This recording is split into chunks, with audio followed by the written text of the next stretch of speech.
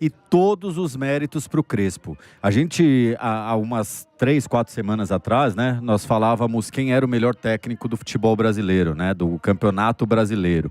Acho que o Jardim ainda estava um passo aí à frente pelo trabalho que vinha fazendo, mas o que o Crespo está fazendo com o São Paulo é de se tirar o chapéu, é de aplaudir de pé.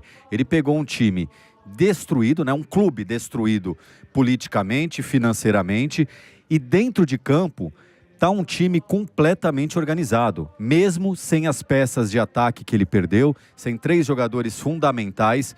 Aí ele vem sem o principal jogador do time dentro de campo, e ele consegue fazer o time do São Paulo jogar um futebol, se não vistoso, e não tem como ele fazer um futebol vistoso no sentido de ataque, né, de boas jogadas, mas um futebol de respeito, um futebol totalmente organizado, um futebol em que não é uma loteria, não vai para o ataque, fez o gol e aí agora defenda-se como der. Não. Ontem o São Paulo não deixou o Botafogo jogar. O Botafogo foi conseguir aí, acho que 2 grandes chances de ataque no final do jogo, ali depois dos 35 do segundo tempo, porque foi como tinha que ir.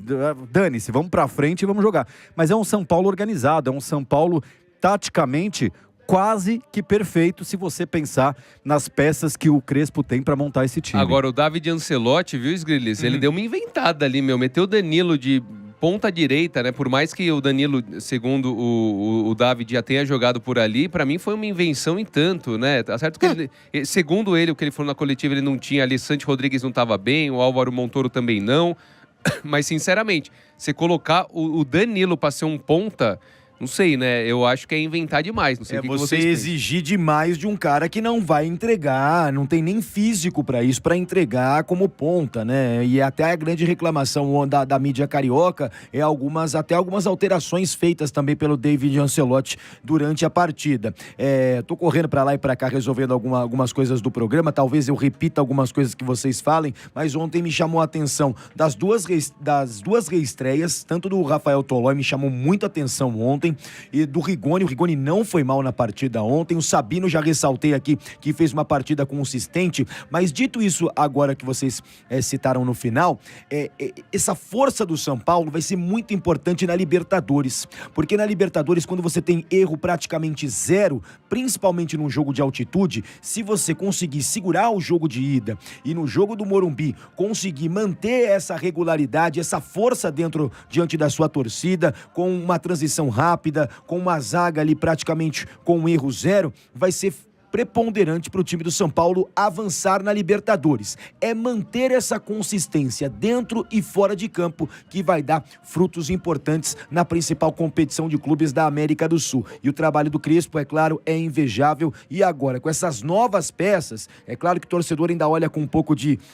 desconfiança para o Rigoni, um pouco de desconfiança para o Rafael Tolói, mas esse primeiro cartão de visitas eu gostei no jogo de ontem. O Marcão, ele acaba de mandar uma mensagem aqui. Ele fala assim: o ideal seria que o São Paulo recontratasse o Zubeldia para os jogos fora de casa na Libertadores e o Crespo nos jogos em casa. Como uma disse... comissão de técnicos. Exato. Como disse Marcelo Lima... Eu não disse nada. Não, você falou que o Crespo, em casa, ele tá... Eu falei não, são números. Não, exato. Mas você falou dos números. Dados. Mas quando você tá falando, parece que eu opinei. Quando você deu os dados, você falou? Você abriu a boca e falou? Isso, mas eu não opinei, então eu dei um número. Então você falou. Então você falou. O Marcelo Lima falou que o Crespo em casa, ele tá com números excelentes, viu, Costa? E o Zubeldia nunca... 100%. 100%. E o Zubeldia, ele nunca perdeu fora de casa na Libertadores como técnico do São Paulo. Ou seja, seria 200% o São Paulo. Então, seria praticamente certo, porque fora de casa o Zubeldia garantiria pelo menos o empate, em casa o Crespo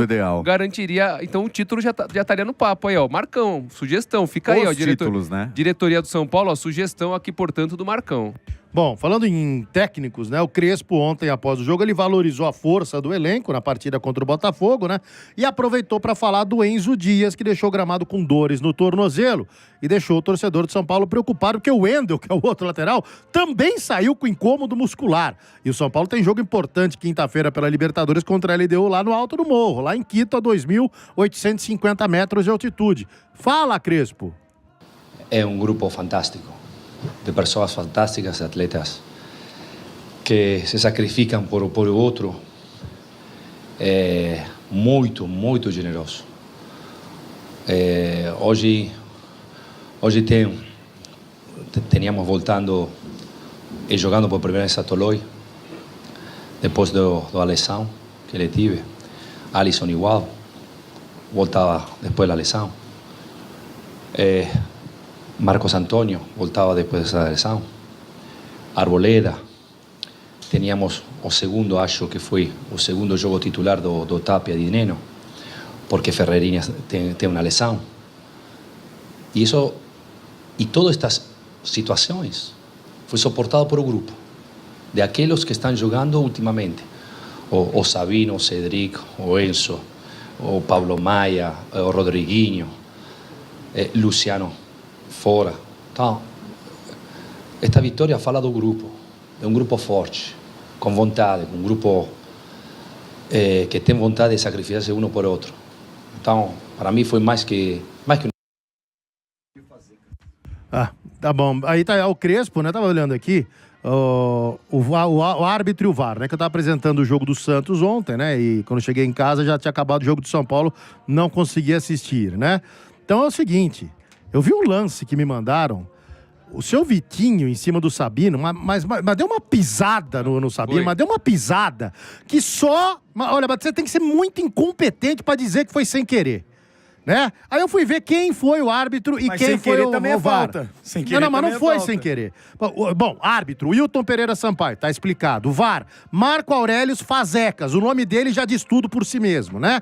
Não precisa nem falar nada, o nome do cara é Marco Aurélio Fazecas, né, no VAR. Os caras ignoraram a pisada, mas que era pra vermelho, gente, mas era pra vermelho, não precisa nem de VAR isso aí.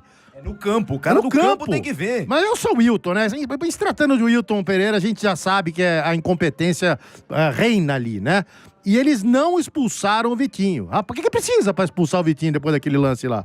Nossa senhora, Não, é gente. absurdo mesmo. Aliás, acho que não tem muita margem para discussão, né? Mereceria a expulsão, sem sombra de dúvidas, mas é isso.